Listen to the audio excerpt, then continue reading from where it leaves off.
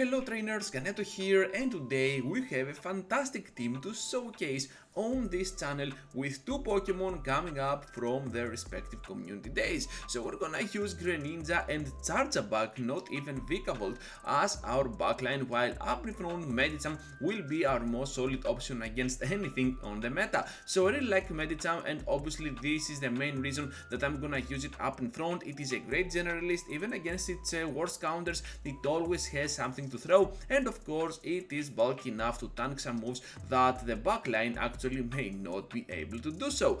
So over here against this Carbink, to start off the video, we want to push as much as we want to and we can, because we want to take out this Pokemon as soon as possible. Both of our backline Pokemon, as long as they have that shield up, will definitely struggle up against it. Doesn't matter though, because they happen to switch out first to their Lantern, and to my surprise this Charjabug, being a rank 1, can always survive a lot of hits. So this is another thick Pokemon that you can always use with your team, and you saw what I did there. I undercharged because I knew my counting, and I knew that they could not reach their next move, so that was an easy farm down, an extra Volt Switch to get me to that extra Scissor for the Venusaur and for the Carbink.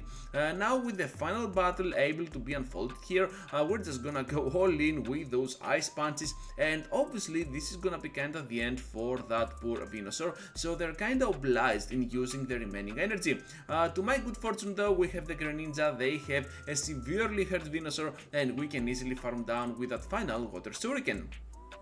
Into the next one now, and we have one of the worst leads for our fighter over there, and that is gonna be the Sableye, following up with the worst lead ever against this Machamp. So what is happening over here? Able to grab the shield though in the process. I was pretty sure they were gonna block, and right after we have one more Night Slash to push even more. Hopefully here we can easily farm down with our Medicham, and even if we had that very bad lead against the Sableye and we're both even on the one shield scenario, we might actually be on a very good spot overall if we can land that first Ice Punch. To do so, we need to go straight for the Ice Punch. They are gonna take it, and now they are gonna have a Pokemon like Charizard at the back. So we're kinda able to force them in using their remaining energy, but look at how much damage we have already done, and we can always farm down in the process. Volt Switch is crazy and a very good upgrade from that spark that Charjabug was having. And of course now with our moveset we can easily bring them to no HP by tanking the move as well, and that final X-Scissor will put an end to Sableye.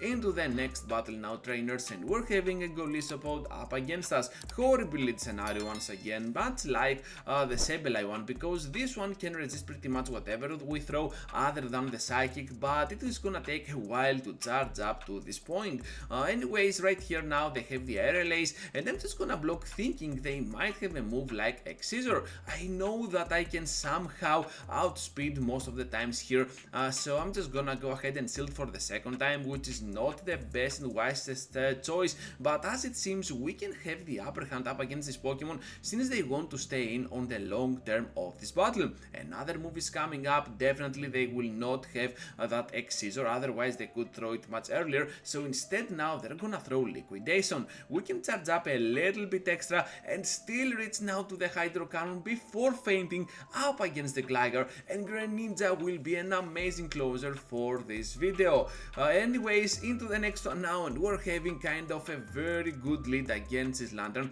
and I'm saying very good lead because as soon as this Pokemon is away from our Greninja we should be fine. So able to land that Psychic to start off the battle here, and obviously we need to tank whatever they throw. Since they took that Psychic, I'm not afraid of losing my Medicham, but most of the times against Lanterns I have seen that it is always up to the IVs if we can farm down or not with those final counters. So on this incident we can farm down actually, and right after we can go for the Psychic and the Ice Punch for big damage combined on the opposing side. So right here now I can easily bring in Charjabug, and this is why I enjoy using this Pokemon. This one is the perfect anti-flyer, has a very nice variety of plays against the fighters, and also can cover the water type, so definitely an all-around Pokemon for you to use for the meta. Also I really like how easy it it can go against the dark types with that X Scissor, and of course against Sableye being neutral as well.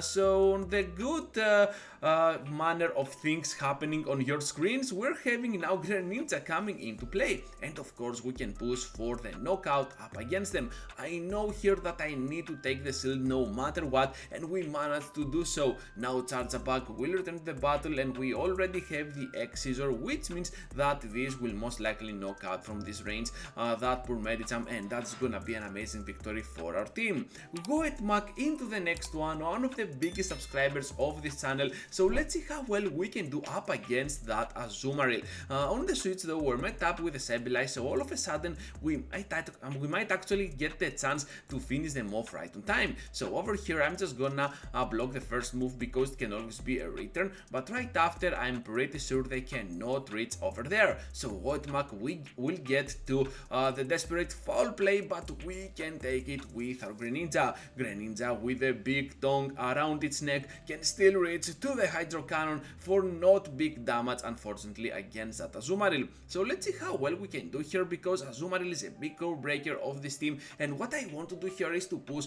for that bait with my Ice Punch. However, Wotmak knows best, and he's just gonna let that move go through. That was so unfortunate, and at the back they have the Marowak. So yeah, Wotmak really has this win right now. I DM'd him right after our battle, and I told him that I was expecting a Jellicent, to be honest, being a double ghost, and it is a double ghost, but instead of Jellicent they had Marowak, and unfortunately here we cannot go pretty rough up against them with our Charjabug. So yeah, that is gonna be all for this battle. This is looking pretty awesome for them, and they're just gonna melt me down with those fire spins. Into the next one now, trainers against the Swampert up in front. So this Pokemon is always troublesome for any neutral battle, okay? Not only against the super effective ones like the Steel types and the Ground types, but also against neutrals, because this Pokemon Swampert is the Swampog of Great League.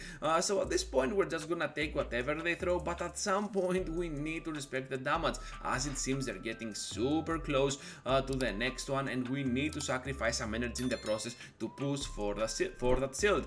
So overall this is looking pretty great, and as soon as I see the Charizard, it makes me think that both of my backline Pokemon are gonna be strong up against it, so I want to switch out as soon as possible to my Greninja to draw out something that my Charjabug might actually be afraid of.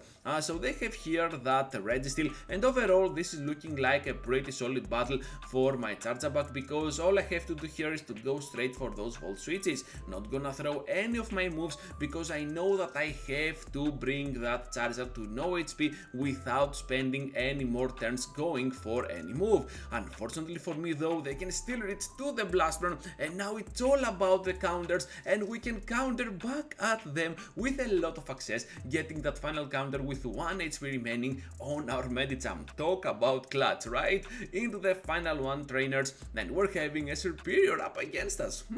This is kinda weird, because now with the updated IRLAs from this season's move update, which was insane, we're just gonna be in a pickle up against this Pokemon. So I can say with is that this is not that favorable for us. So now we have to get to those Ice Punches no matter what, and try to do some super effective damage back at them. Unfortunately here we cannot farm down right on time, so we have to respect the damage and of course take it with our Medicham going down. Greninja now can go in and start farming down some crucial energy with the double Water Shuriken.